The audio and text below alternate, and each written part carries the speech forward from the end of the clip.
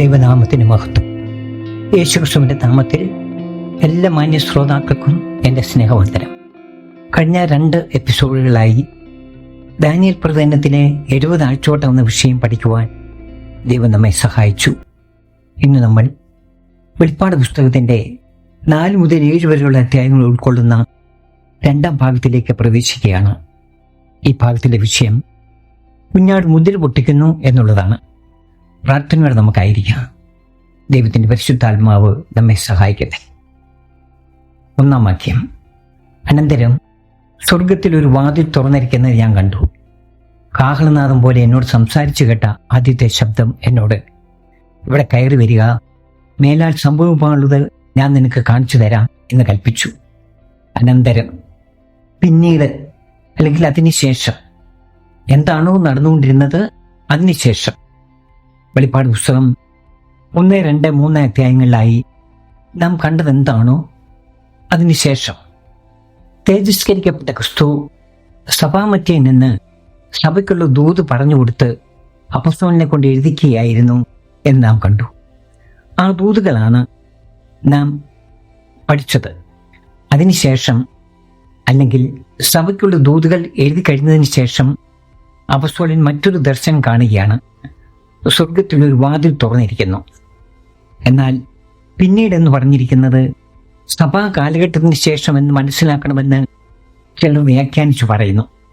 അതായത് മുൻ അധ്യായങ്ങളിൽ പറഞ്ഞ കാര്യങ്ങളെല്ലാം സംഭവിച്ചു കഴിഞ്ഞതിന് ശേഷം നടക്കുന്ന സംഭവങ്ങളാണ് അപ്പോസ്തലൻ കാണുന്നതെന്ന്. അങ്ങനെ വ്യാഖ്യാനിക്കുമ്പോൾ സഭാ കാലഘട്ടത്തിന് ശേഷമാണ് സ്വർഗത്തിൽ ഒരു വാതിൽ തുറന്നിരിക്കുന്നത് അപ്പോസ്തലൻ കണ്ടതെന്ന് വരും. ഇനി സ്വർഗത്തിൻ്റെ തുറന്ന വാതിൽ സഭയെ സ്വീകരിക്കുവാൻ തുറന്നതാണെന്നാണ് അവർ പറയുന്നത്. ചിലതൊക്കെ മുമ്പിൽ കണ്ടുകൊണ്ടുള്ള വ്യാഖ്യാനം. സ്വർഗത്തിലൊരു വാതിൽ തുറന്നിരിക്കുന്ന കാഴ്ചയോടൊപ്പം ഒരു ശബ്ദവും അപ്പോസ്തലൻ കേൾക്കുന്നുണ്ട്. നേരത്തെ കേട്ട അതേ ശബ്ദം, കാഹളനാദം പോലെ ആദ്യമേ അപ്പോസ്തലനോട് സംസാരിച്ച അതേ ശബ്ദം തന്നെ. 1-ാം അധ്യായം 11-ാം വാക്യത്തിൽ നമ്മളത് കണ്ടു. നീ കാണുന്നത് ഒരു പുസ്തകത്തിൽ എഴുതി, എഫെസുസ്, സ്മുർണ, പെർഗമോസ്, ത്വയ്തൈര, സർദീസ്, ഫിലദെൽഫ്യ, ലവോദിക്യ എന്നീ 7 സഭകൾക്ക് വായിക്കുക എന്നിങ്ങനെ കാഹളത്തിനൊത്ത ഒരു മഹാനാദം എൻ്റെ പുറകിൽ കേട്ടു. കാഹളത്തിനൊത്ത മഹാനാദമായിരുന്നു അത്. അതേ ശബ്ദത്തിൽ ഇപ്പോൾ അപ്പോസ്തലൻ കേട്ടത്, ഇവിടെ കയറി വരിക, മേലാൽ സംഭവിക്കാനുള്ളത് ഞാൻ നിനക്ക് കാണിച്ചു തരാമെന്നായിരുന്നു. അധികാരത്തോടെയുള്ള ഒരു കൽപ്പനയായിട്ടാണ് ഇവിടെ പറഞ്ഞിരിക്കുന്നത്. കർത്താവ് സഭയെ ചേർക്കുവാൻ ഇറങ്ങി വരുമ്പോഴുള്ള കാഹൾ ശബ്ദത്തെയും ഗംഭീരനാദത്തെയും ഇത് കാണിക്കുന്നുവെന്ന് വ്യാഖ്യാതാക്കൾ പലരും പറയുന്നു. യോഹന്നാൻ അപ്പോസ്തലൻ സഭയെ പ്രതിനിധീകരിക്കുന്നുവെന്നും ഇവിടെ കയറി വരിക എന്ന് പറയുന്നത് കർത്താവ് സഭയെ ക്ഷണിക്കുന്നതാണെന്നുമാണ് വ്യാഖ്യാനം. കർത്താവ് യോഹന്നാനെ ക്ഷണിക്കുന്നത് എന്തിനാണെന്ന് അവർ തന്നെ വളരെ വ്യക്തമായിട്ടും പറഞ്ഞിട്ടുണ്ട്. മേലാൽ സംഭവിക്കാനുള്ളത് കാണിച്ചു കൊടുക്കാനാണ് അപ്പോസ്തലനെ ക്ഷണിക്കുന്നത്. മേലാൽ സംഭവിക്കാനുള്ളത് 1-ാം അധ്യായം 19-ാം വാക്യത്തിൽ, നീ കണ്ടതും ഇപ്പോഴുള്ളതും ഇനി സംഭവിക്കാനിരിക്കുന്നതും എഴുതുവാനാണ് കർത്താവ് അപ്പോസ്തലനോട് പറയുന്നത്. മേലാൽ സംഭവിക്കാനുള്ളതെന്നോ ഇനി സംഭവിക്കാനിരിക്കുന്നതെന്നോ പറഞ്ഞാൽ ആയിരക്കണക്കിന് വർഷങ്ങൾക്ക് ശേഷം ഭൂമിയിൽ സംഭവിക്കാനിരിക്കുന്ന അധർമ്മമൂർത്തിയുടെ ഭരണകാലത്ത് നടക്കുന്നതാണെന്ന് വ്യാഖ്യാനിക്കുവാൻ വചനത്തിൽ യാതൊരുവിധ തെളിവുമില്ല. 1-ാം അധ്യായം 1-ാം വാക്യത്തിൽ വേഗത്തിൽ സംഭവിക്കാനുള്ളതെന്ന് കർത്താവ് പറഞ്ഞ അതേ അർത്ഥത്തിൽ തന്നെ ഇത് നമുക്ക് മനസ്സിലാക്കാം. അതായത് യോഹന്നാൻ അപ്പോസ്തലൻ ഈ ദർശനങ്ങൾ കാണാൻ തുടങ്ങുന്നത് മുതൽ ലോകാവസാനം വരെ സംഭവിക്കുന്ന കാര്യങ്ങൾ. 2-ാം വാക്യം. ഉടനെ ഞാൻ ആത്മവിവശനായി, സ്വർഗത്തിൽ ഒരു സിംഹാസനം വെച്ചിരിക്കുന്നതും സിംഹാസനത്തിൽ ഒരുവൻ ഇരിക്കുന്നത് കണ്ടു. സ്വർഗത്തിൽ നിന്നും ഇവിടെ കയറി വരിക എന്ന വിളി കേട്ട ഉടനെ അപ്പോസ്തലൻ ആത്മവിവശനായി.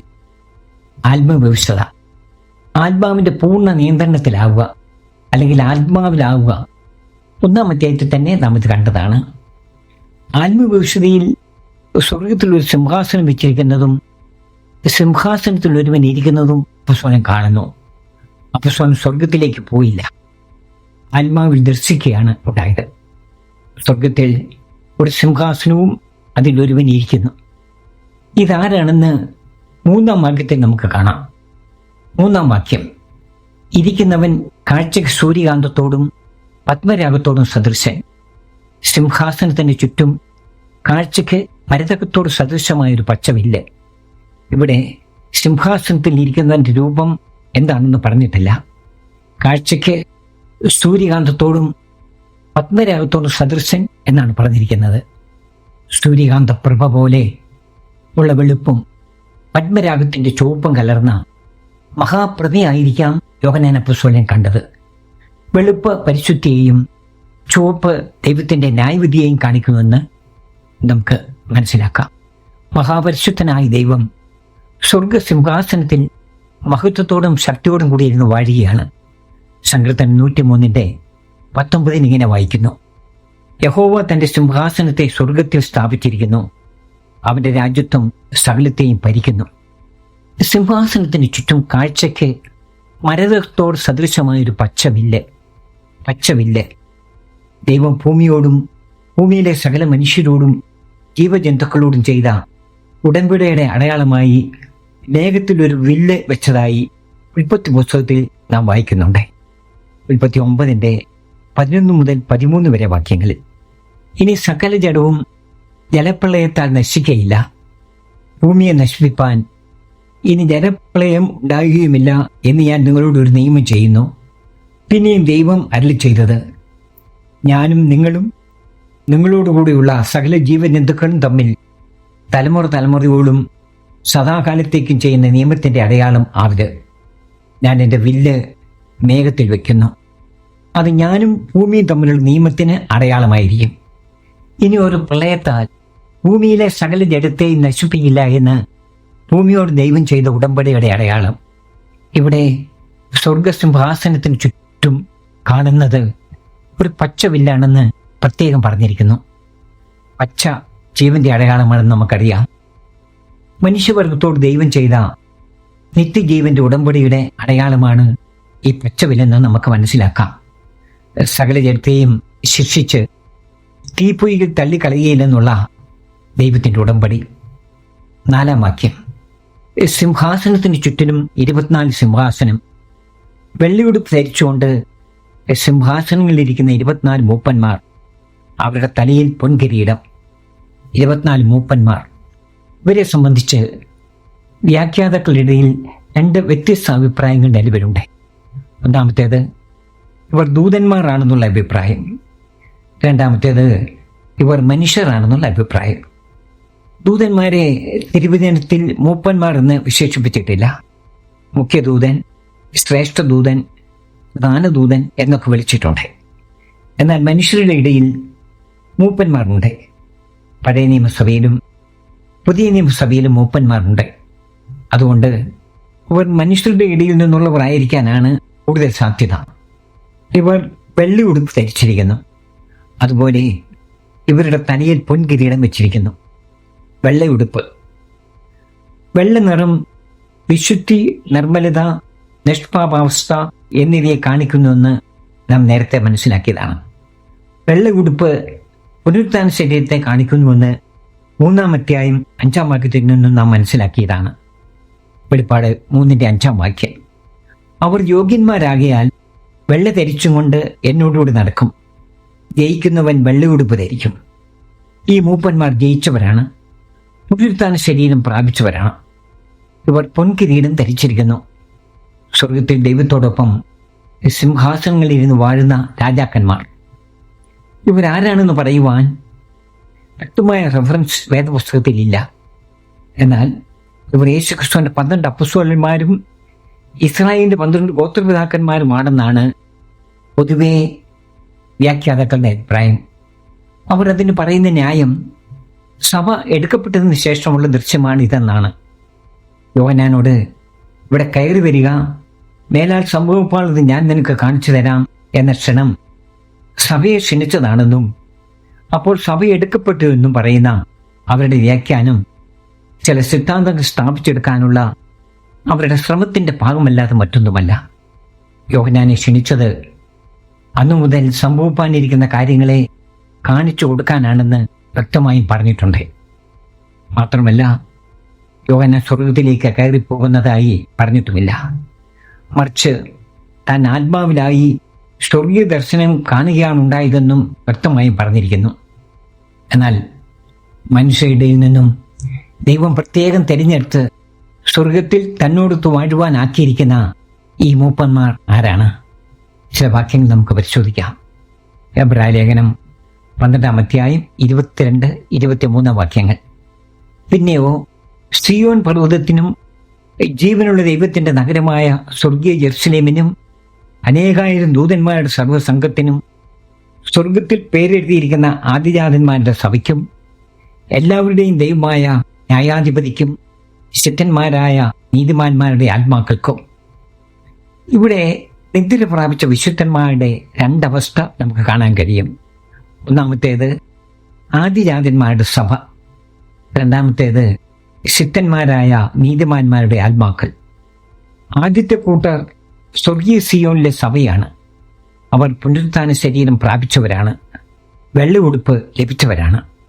രണ്ടാമത്തെ കൂട്ടർ ആത്മാക്കളാണ്, സിദ്ധന്മാരായ നീതിമാന്മാരുടെ ആത്മാക്കൾ, അല്ലെങ്കിൽ രക്തസാക്ഷികളായ വിശുദ്ധന്മാരുടെ ആത്മാക്കൾ. ഇവർ ശരീരം പ്രാപിച്ചിട്ടില്ല. നമ്മൾ പഠിക്കുന്ന ഈ രണ്ടാം ഭാഗത്ത് തന്നെ ഇവർ ശരീരം പ്രാപിക്കുന്നത് നാം കാണുന്നുണ്ട്. അതുകൊണ്ട് അവരെ ഇവിടെ നമ്മൾ വിടുകയാണ്. നമ്മുടെ വിഷയം 24 മൂപ്പന്മാരാണല്ലോ.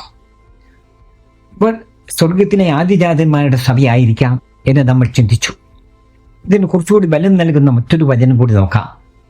മത്തായിയുടെ സുവിശേഷം 27-50 മുതൽ 53 വരെ വാക്യങ്ങൾ. യേശു പിന്നെയും ഉറക്കെ നിലവിളിച്ചു പ്രാണനെ വിട്ടു. അപ്പോൾ മന്ദിരത്തിലെ തിരശ്ശീല മേൽത്തൊട്ടടിയോടും രണ്ടായി ചീന്തിപ്പോയി. ഭൂമി കുലുങ്ങി, പാറകൾ പിളർന്നു, കല്ലറുകൾ തുറന്ന് നിദ്ര പ്രാപിച്ച വിശുദ്ധന്മാരുടെ ശരീരങ്ങൾ പലതും ഉയർത്തെഴുന്നേറ്റു. അവന്റെ പുനരുത്ഥാനത്തിന്റെ ശേഷം കല്ലറുകളെ വിശുദ്ധ നഗരത്തിൽ ചെന്ന പലർക്കും പ്രത്യക്ഷമായി. ഇവിടെ ഉയർത്തെഴുന്നേറ്റ വിശുദ്ധന്മാരെ ആയിരിക്കാം എബ്രായ ലേഖനകർത്താവ് ആദിജാതന്മാരുടെ സഭ എന്ന് പറഞ്ഞിരിക്കുന്നത് എന്ന് നമുക്ക് അനുമാനിക്കാം. ഇവർ 24 പേർ മാത്രമായിരുന്നോ? ആയിരിക്കില്ല. ജെറുസലേമിൽ ദേവാലയ ശുശ്രൂഷയ്ക്കായി പുരോഹിതന്മാർ, സംഗീതക്കാർ മുതലായ ശുശ്രൂഷക്കാരെ നിയമിക്കുമ്പോൾ 24 കൂറുകളായാണ് നിയമിച്ചത്. ഓരോ കൂറിലും 1000 പേർ വീതം ഉണ്ടായിരുന്നു. 1 ദിനവൃത്താന്തം 23-4 മുതൽ 24-18 വരെയുള്ള ഭാഗത്ത് നമുക്കിത് കാണാൻ കഴിയും. അതുപോലെ ഇവിടെ സ്വർഗീയ വേലയ്ക്കായി ദൈവം പ്രത്യേകം തിരഞ്ഞെടുത്ത അനേകരെ കാണിക്കുവാൻ 24 സംഖ്യ ഉപയോഗിച്ചിരിക്കുന്നു എന്ന് വിചാരിക്കാം. 5-ാം വാക്യം. സിംഹാസനത്തിൽ നിന്നും മിന്നലും നാദവും ഇടിമുഴക്കവും പുറപ്പെടുന്നു. ദൈവത്തിന്റെ 7 ആത്മാക്കളായ 7 ദീപങ്ങൾ സിംഹാസനത്തിന് മുമ്പിൽ ജ്വലിച്ചുകൊണ്ടിരിക്കുന്നു. എല്ലാ ശക്തികളും പുറപ്പെടുന്നതും നിയന്ത്രിക്കപ്പെടുന്നതും സ്വർഗസിംഹാസനത്തിൽ നിന്നാണെന്ന് നമുക്ക് മനസ്സിലാക്കാം. ദൈവക്രോധത്തെയും ശിക്ഷാവിധികളുടെ ഭീകരതയെയും പ്രവൃത്തിയുടെ ഭയങ്കരത്വത്തെയും ഇത് വെളിപ്പെടുത്തുന്നു. ദൈവത്തിന്റെ 7 ആത്മാക്കളായ 7 ദീപങ്ങൾ. ദൈവത്തിന്റെ 7 ആത്മാക്കൾ ദൈവാത്മാവിന്റെ സപ്തസമ്പൂർണ്ണതയാണ്. 1-4 വാക്യത്തിൽ അപ്പോസ്തലൻ സഭയ്ക്ക് ആശംസ അറിയിക്കുമ്പോൾ ഇരിക്കുന്നവനും ഇരുന്നവനും വരുന്നവനുമായവങ്കിൽ നിന്നും അവന്റെ സിംഹാസനത്തിന് മുമ്പിലുള്ള 7 ആത്മാക്കളുടെ പക്കൽ നിന്നും എന്ന് നമ്മൾ കണ്ടു. അവിടെ പരാമർശിച്ച 7 ആത്മാക്കളെ ഇവിടെ ദൃശ്യവൽക്കരിച്ചിരിക്കുന്നു 7 ദീപങ്ങളായി. വെളിച്ചത്തിന്റെ ഉറവിടം ദൈവത്തിന്റെ പരിശുദ്ധാത്മാവാണ്. എത്ര പകർന്നാലും കുറവ് വരാത്ത വെളിച്ചത്തിന്റെ പൂർണ്ണതയാണ് ജ്വലിച്ചുകൊണ്ടിരിക്കുന്ന 7 ദീപങ്ങൾ.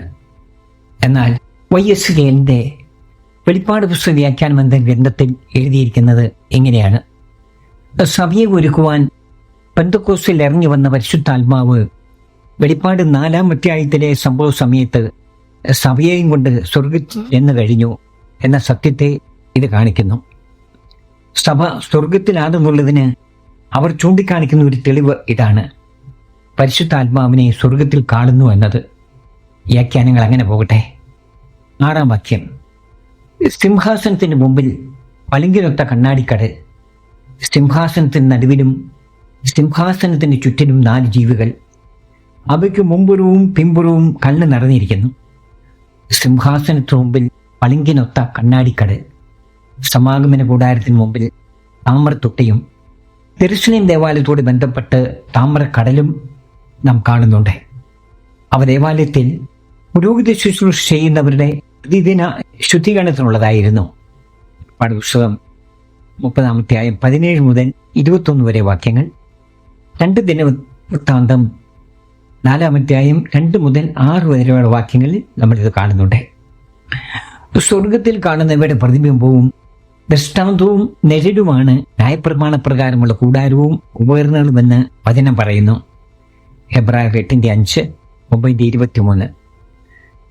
ഹെബ്രായർ 8:5 ഞാൻ വായിക്കുന്നു. കൂടാരം തീർപ്പാൻ മോശെ ആരംഭിച്ചപ്പോൾ പർവ്വതത്തിൽ നിനക്ക് കാണിച്ച മാതൃകപ്രകാരം നീ സകലവും ചെയ്യുവാൻ നോക്കുക എന്ന് അവനോട് അരുളി ചെയ്തതുപോലെ അവർ സ്വകീയത്തിന്റെ ദൃഷ്ടാന്തവും നിഴലുമായത് ശുശ്രൂഷ ചെയ്യുന്നു. അതിൻ പ്രകാരം സ്വർഗസിംഹാസനത്തിന് മുമ്പിലുള്ള കണ്ണാടിക്കടലും ശുദ്ധീകരണവുമായി ബന്ധപ്പെട്ടതായിരിക്കണം. സ്വർഗത്തിലെ ശുദ്ധീകരണം എന്താണെന്ന് ദൈവം വെളിപ്പെടുത്തിയിട്ടില്ല. അതുകൊണ്ട് നമ്മൾ ചിന്തിക്കേണ്ടതില്ല. സിംഹാസനത്തിന്റെ നടുവിലും ചുറ്റിലുമായി 4 ജീവികളെ കാണുന്നു. ഇവയ്ക്ക് മുമ്പുറവും പിമ്പുറവും കണ്ണുകളുണ്ട്. സിംഹാസനത്തിന് നടുവിലും ചുറ്റിലും ദൈവം ഇരുന്നു വാഴുന്ന സ്ഥലമാണ് സിംഹാസനം. അതിന്റെ നടുവിൽ എങ്ങനെയാണ് ജീവികൾ വരുന്നതെന്ന് നമുക്ക് വിശദീകരിക്കാൻ കഴിയില്ല. സിംഹാസനത്തിന് ചുറ്റിനും എന്നത് നമുക്ക് മനസ്സിലാവും. സ്വർഗീയ ജീവികളുടെ മുമ്പും പിമ്പും ഉള്ള കണ്ണുകൾ ഭൂതഭാവി കാര്യങ്ങളെ ഗ്രഹിക്കുന്നതിനുള്ള അവയുടെ വലിയ കഴിവിനെ കാണിക്കുന്നു എന്ന് നമുക്ക് മനസ്സിലാക്കാം. അടുത്ത വാക്യങ്ങളിൽ ഇവയെക്കുറിച്ച് കൂടുതൽ കാര്യങ്ങൾ വെളിപ്പെടുത്തിയിരിക്കുന്നു. 7ഉം 8ഉം വാക്യങ്ങൾ. 1-ാം ജീവി സിംഹത്തിന് സദൃശം, 2-ാം ജീവി കാളയ്ക്ക് സദൃശം, 3-ാം ജീവി മനുഷ്യനെ പോലെ മുഖമുള്ളത്, 4-ാം ജീവി പറക്കുന്ന കഴുകിന് സദൃശം. 4 ജീവികളും ഓരോന്നിന് 6 ചെറുവുള്ളതായി ചുറ്റിലും അകത്തും കണ്ണ് നിറഞ്ഞിരിക്കുന്നു. ഇരിക്കുന്നവനും ഇരുന്നവനും വരുന്നവനുമായി സർവശക്തിയുള്ള കർത്താവായ ദൈവം പരിശുദ്ധൻ പരിശുദ്ധൻ പരിശുദ്ധനെന്ന് അവർ രാപ്പകൽ വിശ്രമം കൂടാതെ പറഞ്ഞുകൊണ്ടിരിക്കുന്നു. ഈ 4 ജീവികളും 4 വ്യത്യസ്ത നിലയിലാണ് കാണപ്പെടുന്നത്. 1-ാമത്തെ ജീവി സിംഹത്തിന് സദൃശം. ഇത് അതിൻ്റെ ശക്തിയെയും അധികാരത്തെയും കാണിക്കുന്നു. 2-ാമത്തെ ജീവി കാളയ്ക്ക് സദൃശം. ഇത് അതിൻ്റെ ശുശ്രൂഷ ചെയ്യുവാനുള്ള കഴിവിനെ കാണിക്കുന്നു. 3-ാമത്തെ ജീവി മനുഷ്യമുഖമുള്ളത്. ഇത് അതിൻ്റെ ബുദ്ധിശക്തി, വിവേകം എന്നിവയെ കാണിക്കുന്നു. 4-ാമത്തെ ജീവി പറക്കുന്ന കഴുകിന് സദൃശം. ഇത് ഉന്നതങ്ങളിൽ അതിവേഗം സഞ്ചരിക്കുന്നതിനുള്ള അതിൻ്റെ കഴിവിനെ കാണിക്കുന്നു. ഇവയ്ക്ക് 6 ചിറകുള്ളതായി അകത്തും പുറത്തും കണ്ണ് നിറഞ്ഞിരിക്കുന്നു. 6 ചിറകുകൾ വീതമുള്ള ഈ ജീവികൾക്ക് അകത്തും പുറത്തും കണ്ണുണ്ടെന്ന് പറഞ്ഞിരിക്കുന്നു. അകത്തെ കണ്ണ് വലിയ ഉൾക്കാഴ്ചയെയും ആന്തരിക രഹസ്യങ്ങളെ അറിയുന്നതിനുള്ള അവയുടെ വലിയ ജ്ഞാനത്തെയും കാണിക്കുന്നു എന്ന് കരുതാം. ഈ ജീവികൾ സിംഹാസനത്തിലിരിക്കുന്ന സർവശക്തനായ ദൈവത്തെ പരിശുദ്ധൻ പരിശുദ്ധൻ പരിശുദ്ധനെന്ന് രാപ്പകൽ വിശ്രമം കൂടാതെ പറഞ്ഞ് നിരന്തരം ആരാധിച്ചുകൊണ്ടിരിക്കുന്നു. ഇരിക്കുന്നവനും ഇരുന്നവനും വരുന്നവനുമായ സർവശക്തിയുള്ള കർത്താവായ ദൈവം, കാലങ്ങൾക്ക് അതീതനായ ദൈവം. 1-ാം അധ്യായത്തിൽ തന്നെ നാം ഇത് കണ്ടതാണ്. ഈ ജീവികൾ എന്താണെന്ന് അറിയുവാൻ നമുക്കൊരു വചനം പരിശോധിക്കാം. യെശയ്യാ 6:1 മുതൽ 3 വരെയുള്ള വാക്യങ്ങൾ. ഉസിയ രാജാവ് മരിച്ച ആണ്ടിൽ കർത്താവ് ഉയർന്നും പൊങ്ങിയുമുള്ള സിംഹാസനത്തിൽ ഇരിക്കുന്നത് ഞാൻ കണ്ടു. അവന്റെ വസ്ത്രത്തിന്റെ വിളുമ്പുകൾ മന്ദിരത്തെ നിറച്ചിരുന്നു. സറാഫുകൾ അവന് ചുറ്റും നിന്നു. ഓരോരുത്തന് 6 ചെറുണ്ടായിരുന്നു. 2 കൊണ്ട് അവർ മുഖം മൂടി, 2 കൊണ്ട് കാൽ മൂടി, 2 കൊണ്ട് പറന്നു. ഒരുത്തനോട് ഒരുത്തൻ, സൈന്യങ്ങളുടെ യഹോവ പരിശുദ്ധൻ പരിശുദ്ധൻ പരിശുദ്ധൻ, സർവഭൂമിയും അവന്റെ മഹത്വം കൊണ്ട് നിറഞ്ഞിരിക്കുന്നു എന്ന് ആർത്തു പറഞ്ഞു. ഈ ജീവികൾ സറാഫുകളാണെന്ന് പറഞ്ഞിരിക്കുന്നു. അതുപോലെ ഇവിടെ സിംഹാസനത്തിന് മുമ്പിൽ നിരന്തരം ദൈവത്തെ ആരാധിക്കുന്ന ഈ ജീവികളും സറാഫുകളാണെന്ന് നമുക്ക് മനസ്സിലാക്കാം. യെഹെസ്കേൽ 1-10 ഇതുപോലെ ചില ജീവികളെ നമ്മൾ കാണുന്നുണ്ട്. യെഹെസ്കേൽ 1:5 മുതൽ ചില വാക്യങ്ങൾ ഞാൻ വായിക്കാം. അതിൻ്റെ നടുവിൽ 4 ജീവികളുടെ സദൃശ്യം കണ്ടു. അവയുടെ രൂപമോ അവയ്ക്ക് മനുഷ്യ സദൃശ്യമുണ്ടായിരുന്നു. ഓരോന്നിനും 14 മുഖവും 14 ചിറകും ഉണ്ടായിരുന്നു. 10-ാം വാക്യം. അവയുടെ മുഖരൂപമോ അവയ്ക്ക് മനുഷ്യമുഖമുണ്ടായിരുന്നു. 4നും വലത്തുഭാഗത്ത് സിംഹമുഖവും ഇടതുഭാഗത്ത് കാളമുഖവും ഉണ്ടായിരുന്നു. 4നും കഴുകുമുഖവും ഉണ്ടായിരുന്നു. ഇവിടെ കാണുന്ന 4 ജീവികൾക്കും ഓരോന്നിനും മനുഷ്യമുഖവും സിംഹമുഖവും കാളമുഖവും കഴുകുമുഖവും ഉണ്ടായിരുന്നു.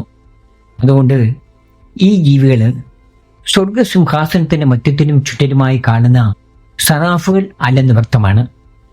യെഹെസ്കേൽ 10-ാം അധ്യായത്തിൽ 1-ാം വാക്യത്തിൽ ഇത് കെരൂബുകളാണെന്ന് പറഞ്ഞിരിക്കുന്നു. 9 മുതൽ 11 വരെയുള്ള വാക്യങ്ങൾ. എന്നേക്കും ജീവിച്ചിരിക്കുന്നവനായി സിംഹാസനത്തിരിക്കുന്നവന് ആ ജീവികൾ മഹത്വവും ബഹുമാനവും സ്തോത്രവും കൊടുക്കുമ്പോഴൊക്കെയും 24 മൂപ്പന്മാരും സിംഹാസനത്തിലിരിക്കുന്നവന്റെ മുമ്പിൽ വീണ് എന്നേക്കും ജീവിച്ചിരിക്കുന്നവനെ നമസ്കരിച്ചു. കർത്താവേ, നീ സർവവും സൃഷ്ടിച്ചവനും എല്ലാം നിന്റെ ഇഷ്ടം ഹേതുവാൽ ഉണ്ടായതും സൃഷ്ടിക്കപ്പെട്ടതുമാകയാൽ മഹത്വവും ബഹുമാനവും ശക്തിയും കൈക്കൊള്ളുവാൻ യോഗ്യൻ എന്ന് പറഞ്ഞുകൊണ്ട് തങ്ങളുടെ കിരീടങ്ങളെ സിംഹാസനത്തിന് മുമ്പിലിടും.